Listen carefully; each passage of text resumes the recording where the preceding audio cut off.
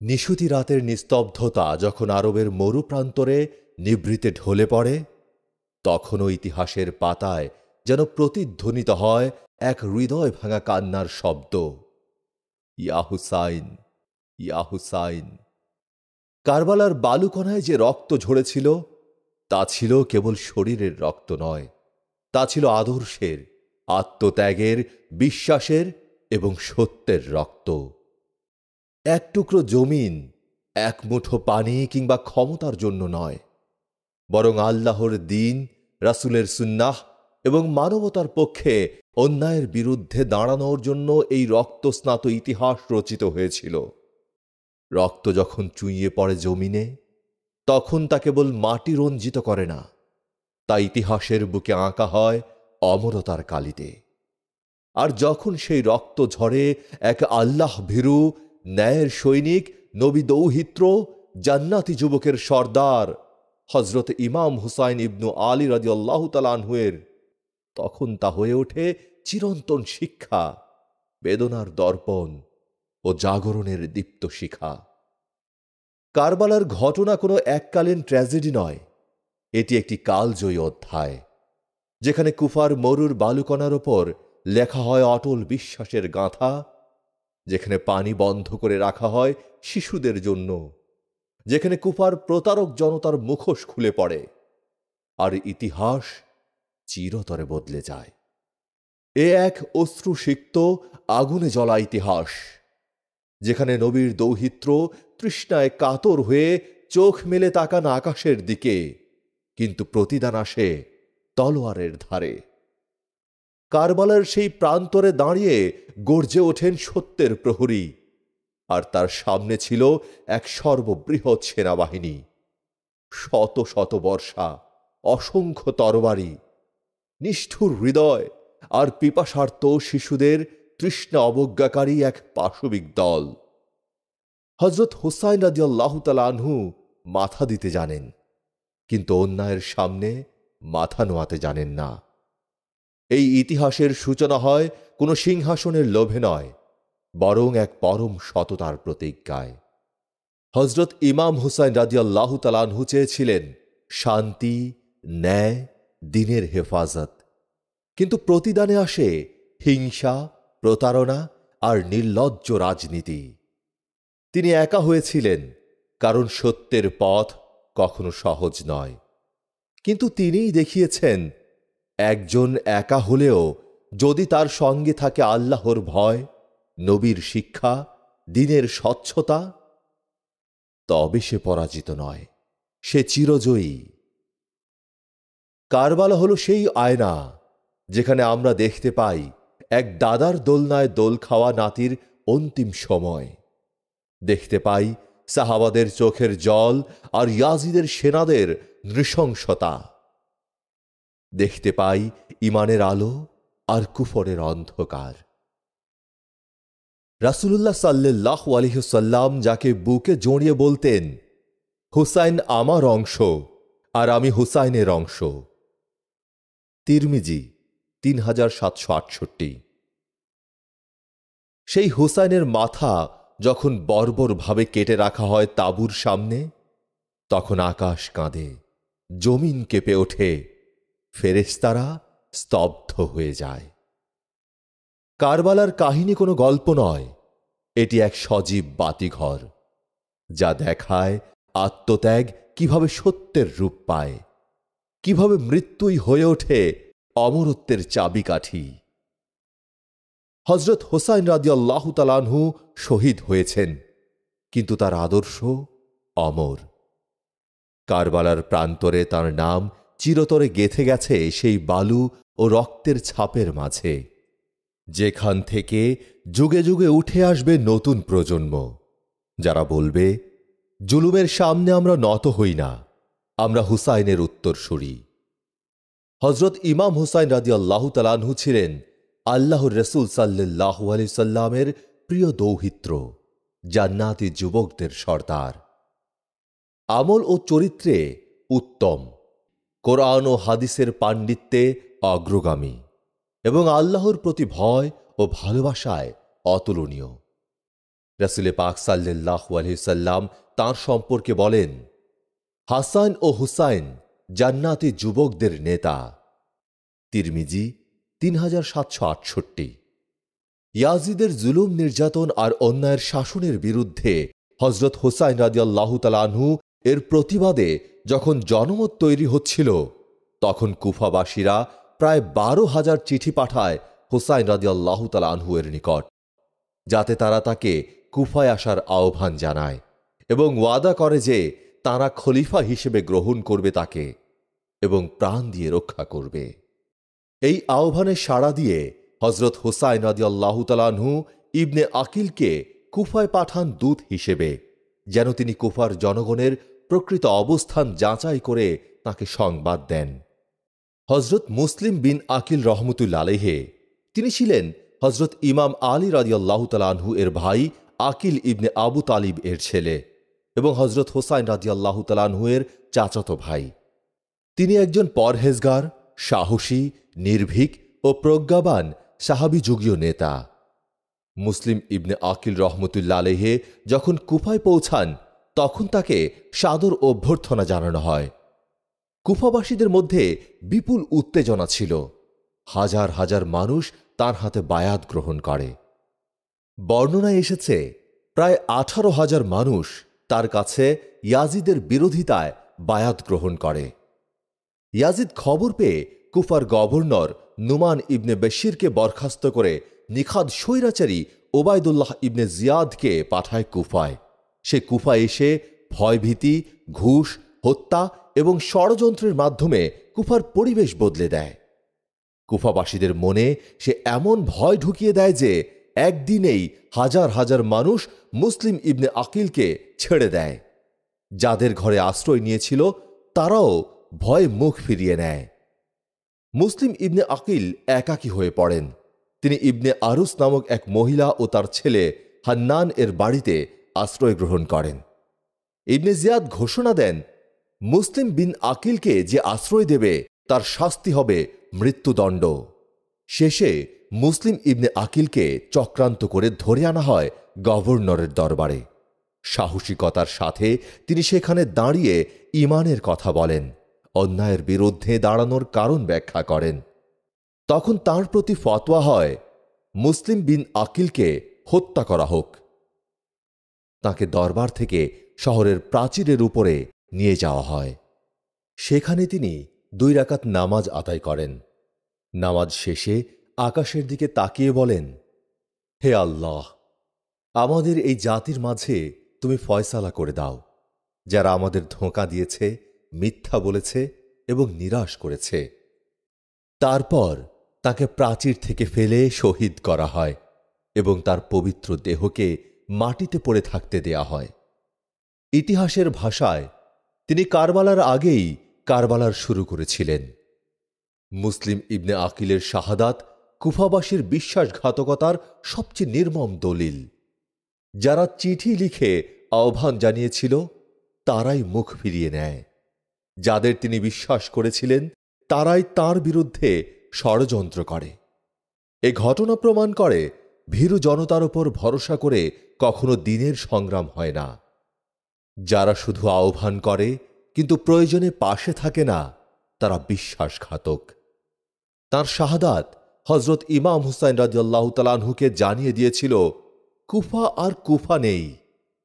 হজরত ইমাম হুসাইন রাদিয়াল্লাহু তাআলা আনহু পরিবারকে সাথে নিয়ে রওনা দেন কুফার উদ্দেশ্যে, কেননা তার সামনে ছিল দ্বীনের অস্তিত্ব রক্ষা করা। যাত্রার পূর্বে অনেক সাহাবী হজরত ইমাম হুসাইন রাদিয়াল্লাহু তাআলা আনহুকে কুফা না যাওয়ার পরামর্শ দিয়েছিলেন। তারা বলেছিলেন, কুফাবাসীরা প্রতারক। তারা আগেও হজরত আলী রাদিয়াল্লাহু তাআলা আনহু ও হজরত হাসান রাদিয়াল্লাহু তাআলা আনহু এর সাথে প্রতারণা করেছে। কিন্তু হুসাইন রাদিয়াল্লাহু তাআলা আনহু বলেছিলেন, আমি যুদ্ধের জন্য নয়, বরং শান্তির জন্য যাচ্ছি। যদি তারা কথা রাখে আলহামদুলিল্লাহ, না রাখলে আমি ফেরত আসব। হজরত ইমাম হুসাইন রাদিয়াল্লাহু তাআলা আনহু যখন কুফার কাছাকাছি পৌঁছান, তখন ওবায়দুল্লাহ ইবনে জিয়াদ সমস্ত প্রবেশ পথ বন্ধ করে দেন। 30,000 সেনাবাহিনী মোতায়েন করেন, যেন হজরত ইমাম হুসাইন রাদিয়াল্লাহু তাআলা আনহু কুফায় প্রবেশ করতে না পারেন। তাকে ইরাকের কারবালা প্রান্তরে থামিয়ে রাখা হয়। প্রথমে হুর ইবনে ইয়াজিদ নামক এক সেনাপতিকে পাঠানো হয় হজরত ইমাম হুসাইন রাদিয়াল্লাহু তাআলা আনহুকে আটকাতে। হুর প্রথমে তাঁর উপর কঠোরতা প্রয়োগ করতে চাইলেও পরে হোসাইনের ইবাদত, চরিত্র, সাহস দেখে তার অন্তর বিগলিত হয়ে যায় এবং পরে তিনি হজরত ইমাম হুসাইন রাদিয়াল্লাহু তাআলা আনহুর পক্ষ নিয়ে যুদ্ধ করেন এবং শহীদ হন। ইয়াজিদের হুকুম ছিল হজরত ইমাম হুসাইন রাদিয়াল্লাহু তাআলা আনহুকে দমন করার, অর্থাৎ কুফায় ঢুকতে না দেওয়ার।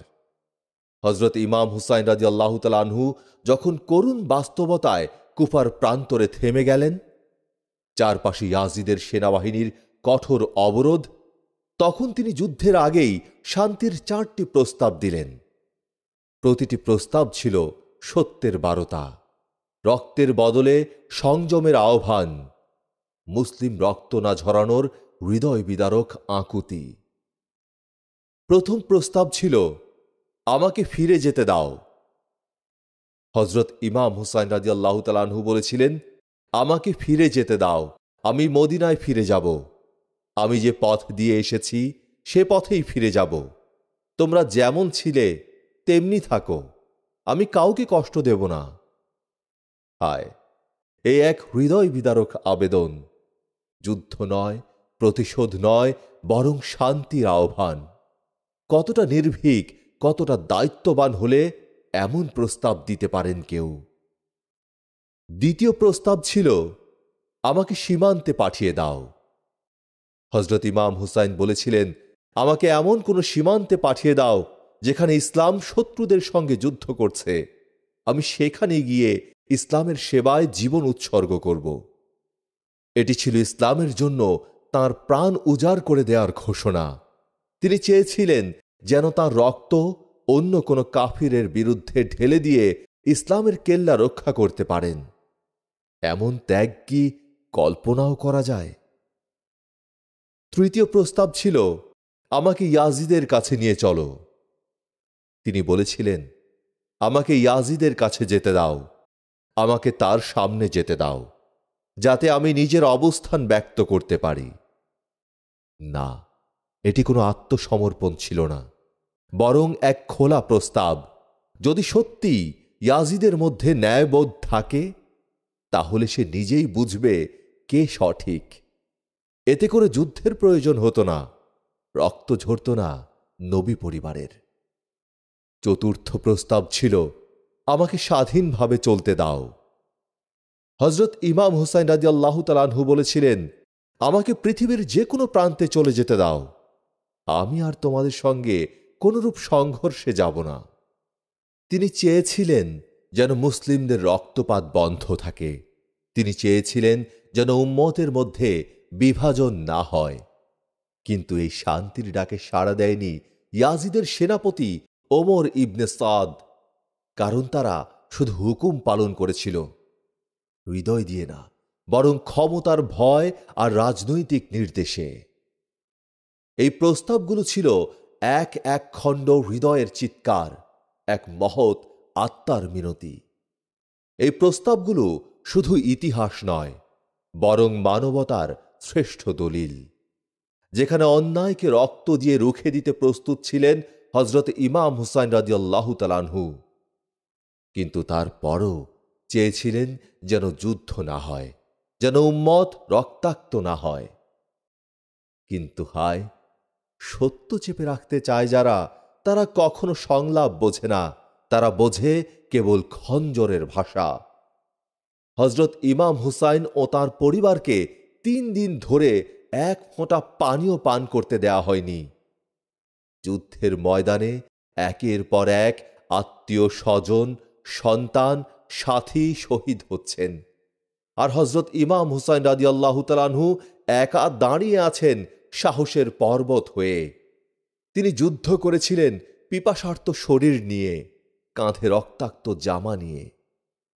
হজরত ইমাম হুসাইন রাদিয়াল্লাহু তাআলা আনহু যখন বুঝলেন আর যুদ্ধ বন্ধ হবে না, তখন তিনি তাঁর কোলে তুলে নিলেন 6 মাস বয়সী শিশু আলী আসগরকে। সূর্য মাথার ওপর, চারদিকে উত্তপ্ত মরু হাওয়া। শিশুটি তৃষ্ণায় কাঁপছে।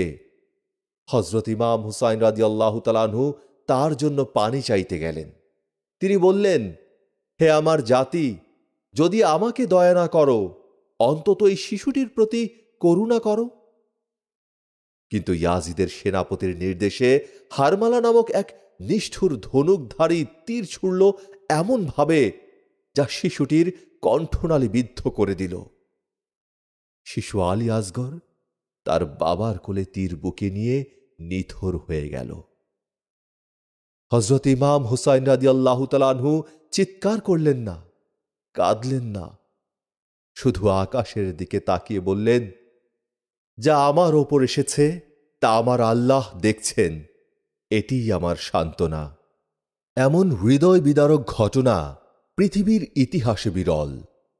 একদিকে তৃষ্ণার্ত শিশু, নারী ও সাহসী পুরুষ, অন্যদিকে অসংখ্য সৈন্য, কিন্তু কেউ হাল ছাড়েনি। হযরত আলী আকবর, আলী আসগর, হাবিব ইবনে মাজাহির একে একে সকলেই শহীদ হন। শেষ পর্যন্ত হযরত ইমাম হুসাইন রাদিয়াল্লাহু তাআলা আনহু একা থেকে গেলেন। কেউ বেঁচে নেই, না সন্তান, না ভাই, না ভাতিজা। তবুও তিনি দুঃখ প্রকাশ করেননি।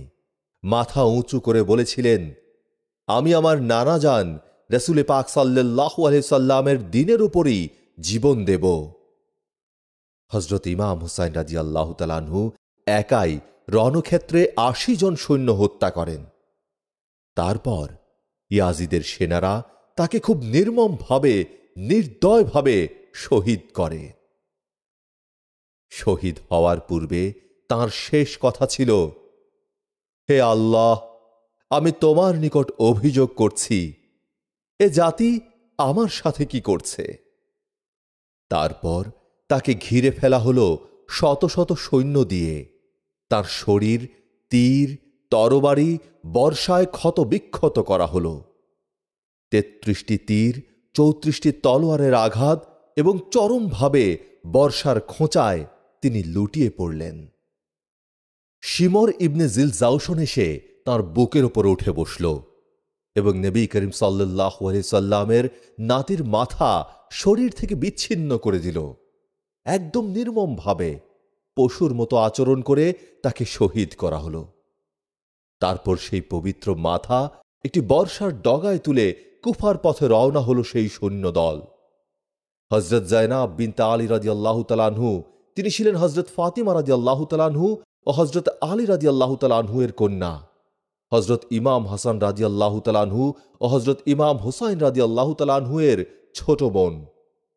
হযরত হুসাইনের শাহাদাতে এ দৃশ্য দেখে হযরত যায়নাব রাদিয়াল্লাহু তাআলা আনহা কাঁপা কণ্ঠে বলেছিলেন, হে আমার নানা জান মুহাম্মদ সাল্লাল্লাহু আলাইহি ওয়াসাল্লাম, দেখুন, এটা আপনার প্রিয় হুসাইন, যিনি এখন রক্তে রঞ্জিত, দেহ খণ্ড খণ্ড, যার রক্তে রঞ্জিত আজকের কারবালার প্রান্তর। অনেক ওলামাগণ বলেন, ইয়াজিদ সরাসরি উপস্থিত ছিলেন না এবং কোনো প্রকার তওবা করেননি, তবে তাঁর নির্দেশেই এই যুদ্ধ হয়। কেউ কেউ বলেন তিনি তাবেঈ ছিলেন, কিন্তু তার কাজ ছিল ইসলামের ইতিহাসের কলঙ্কময় অধ্যায়। ইমাম আহমদ ইবনে হাম্বল রহমতুল্লাহ আলাইহি সহ অনেক ওলামা বলেন, ইয়াজিদকে ভালোবাসা জায়েজ নয়, বরং তার বিরুদ্ধে ঘৃণা পোষণ করাই উচিত। শিমর ইবনে জিলজাউশন ইমাম হুসাইনের শরীরের উপর বসে তার মাথা কাটে। ইবনে সাদ প্রধান সেনাপতি, যিনি পুরো হত্যাকাণ্ডের পরিচালনাকারী। হারমালা আলী আসগরের গলায় তীর মারে। ইবনে জিয়াদ কুফার গভর্নর বিশ্বাসঘাতকতা ও বর্বরতার মূল হোতা। ইসলামের ইতিহাসে এক চিরকালীন কলঙ্ক চিহ্ন। হযরত ইমাম হুসাইন রাদিয়াল্লাহু তাআলা আনহু এর শাহাদাত সম্পর্কে প্রিয় নবী হযরত মুহাম্মদ সাল্লাল্লাহু আলাইহি সাল্লাম এর পক্ষ থেকে বহু পূর্বেই বিভিন্ন ইঙ্গিত, ভবিষ্যৎবাণী ও দুঃখ প্রকাশ করা যায়, যা সহিহ হাদিস সমূহে সুস্পষ্টভাবে বর্ণিত হয়েছে।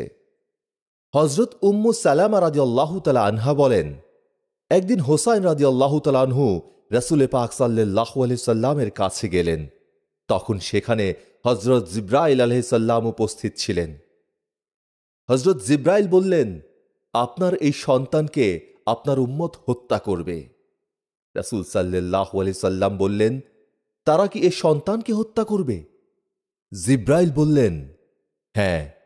তারপর সেই জমিনের মাটি দেখালেন যেখানে হুসাইন রাদিয়াল্লাহু তাআলা আনহু শহীদ হবেন।